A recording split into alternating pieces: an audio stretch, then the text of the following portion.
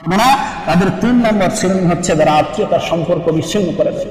এজন্য আত্মীয়তার সম্পর্ক মানুষের হায়াত যদি কেউ মানে বারাকা আনতে চায়, হায়াতের ভিতরে, হায়াত তো বৃদ্ধি হয় না, বারাকা হয়, হায়াতের ভিতরে বরকত। অর্থাৎ আমরা অনেক সময় 1 ঘন্টা সময় যদি পাই, এই 1 ঘন্টা সময় আমাদের যদি সুখে থাকি, এটা বিশাল অ্যামাউন্ট অফ টাইম মনে হয়।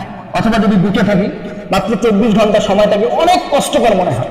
এর জন্য সময়ের ভিতরে বারাকা চলে যাবে যদি আপনি আত্মীয়তার সম্পর্ক ছিন্ন করে ফেলেন। আর যদি সময়ের ভিতরে, হায়াতের ভিতরে বরকত দান করতে চান, তাহলে আত্মীয়তার সম্পর্ক ছিন্ন নয়, বরং আত্মীয়তার সম্পর্ক জোরালো ভাবে আপনাদেরকে কাজ করতে হবে। আর সবচেয়ে বড় কথা হচ্ছে, আমাদের আত্মীয়তার ভিতরে সবচাইতে নিরবিচ্ছিন্ন একটি আত্মীয়, মানে অত্যাচারিত একটি আত্মীয়র নাম হচ্ছে ফুফু।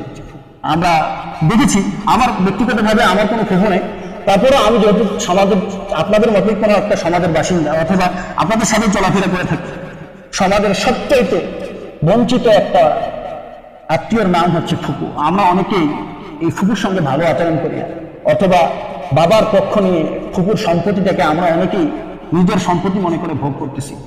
এজন্য এগুলি করা যাবে না। এই সম্পত্তির কারণে আত্মীয়তা সম্পর্ক বিচ্ছিন্ন করে দেবেন, এটা হতে পারে না।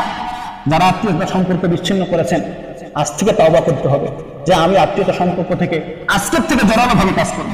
আমি আজকের থেকে আলোচনা করে শোনার পর যে আজকের থেকে কোনো মানুষের সঙ্গে আত্মীয়তার সম্পর্ক ছিন্ন করবো না। হ্যাঁ, ছিন্ন তখন হবে যখন আপনি তো মরে যাওয়ার পরে একজন মানুষের আত্মীয়তা সম্পর্ক ছিন্ন হতে পারে।